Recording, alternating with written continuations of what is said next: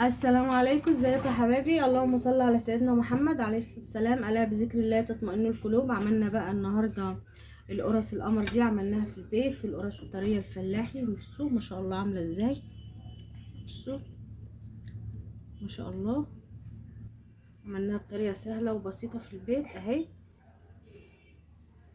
بصوا من جوه القلب، بصوا الطريقه بتاعتها اهي. يا رب بقى لو عجبك الفيديو ما تنسيش تشتركي معايا وتعملي لي شير او لايك. وبشكر الناس اللي بتدخل على القناة وبتشترك معايا وبتعمل لي تعليقات، والناس الجديدة اللي دخلت بشكرهم ألف شكر، والناس اللي بتكتب لي كومنتات حلوة ربنا يسعدكم يا رب. يلا بينا نشوف مع بعض الطريقة. ويا ريت لو عجبك الفيديو ما تنسيش تشتركي معايا في القناة وتعملي لي شير او لايك. ويلا بينا نشوف الطريقة مع بعض. معايا ده كيلو الا ربع من الدقيق، يعني النص كيلو والنص كيلو 500، يعني 750 جرام من الدقيق، ما كملش كيلو معايا. ده 750 جرام من الدقيق.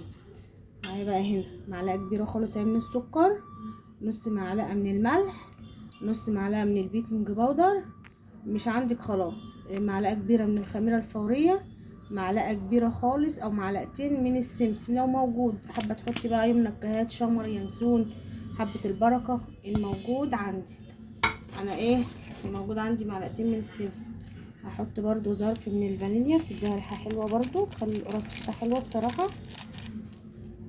ادي كل المكونات الجافه معايا، نخلطها كده ببعضها. بصوا دي تلات ارباع اهي، 3/4 كوبايه من السمنه على الزبده صفرا، يعني انا مخلطاها ميكس ما بين السمنه والزبده الصفرا متسيحه عندي، والربع زيت، الربع باين اهو زيت. انتي بقى حابه نص ونص، الميكس اللي عندك الموجود عندي. انا هنزل بيه اهو، بصوا الزيت نزل الاول وادي السمنه، السمنه على الزيت ده اهي، هنزل بيها اهي. انا هنا كان عندي لبن وكنت غلياه وسبته، نسيته بره التلاجة، يعني انا سبته على الرخامة بره التلاجة، قطع كده زي ما انتم شايفين، او راب. في ناس بتقول قطع وفي ناس بتقول راب، على حسب بقى ما انت بتقولي مصطلحات طبعا بقى انا هبس السمنة مع الدقيق، ولو احتاجت مثلا معلقتين سمنة هضيف لها، احتاجت معلقتين من الزيت هضيف لها، ما يبقاش المعيار بتاعك اللي انت بتشوفيه بالظبط. كل حاجة وبتختلف من معيارها، من سواء السوائل او الدقيق. هبس بقى عشان الوقت، هبسه كده كويس وارجع لكم. بصوا انا كده بسيت العجينه، بصوا اللي بتتك عليها، بصي اهي على طول، يعني ما بستناش اضغط عليها تاني، خلاص كده العجينه تعتبر بصوا اهي مظبوطه معايا. هنزل بقى بالحليب، وبقى يعني الحليب ده ممكن نحتاج عليه شويه كمان، ممكن لو ما عندكيش تضيفي شويه ميه، انت بقى على حسب ما المتاح عندك، يعني مش شرط زي ما انا عامله كده اهو. بصوا عايزه اقول لكم يا جماعه المعجنات بتبقى حلوه قوي بالحليب اللي هو القاطع ده او الرايب ده، القرص والمعجنات. بصوا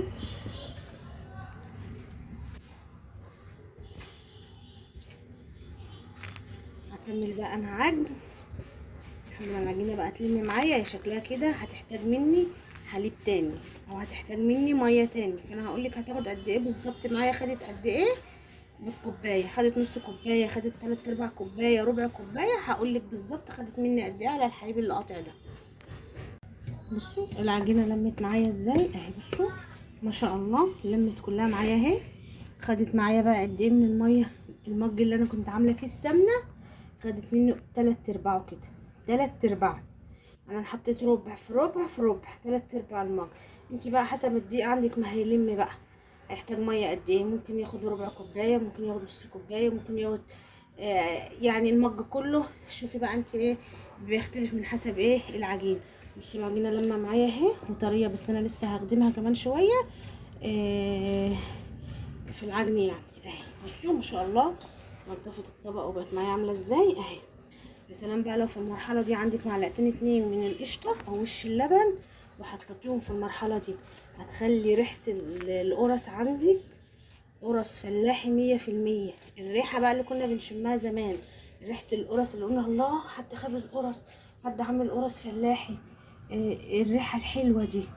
لو حطيتي بقى معلقتين قشطه، هو اللبن كان فيه بس في المرحله بتاعت اخر الوقت دي، وحطيتي كده معلقتين من القشطه، هتخلي لك القرص تحفه تحفه تحفه. هكملها بقى عجن وهسيبها ترتاح. بصوا لما معايا اهي، بس انا هعجنها كمان شويه واسيبها ترتاح وهقرصها ونرجع نشوفها مع بعض تاني. بصوا بقى العجينه كده ارتاحت معايا اهي ما شاء الله، ما سبتهاش تختمر على الاخر. بصوا بقى نكورها زي ما انت حابه حبها صغيره حبها كبيره، القرصه كبيره القرصه صغيره، نصك كده السكين بتاعتك بقى وبططيها كده.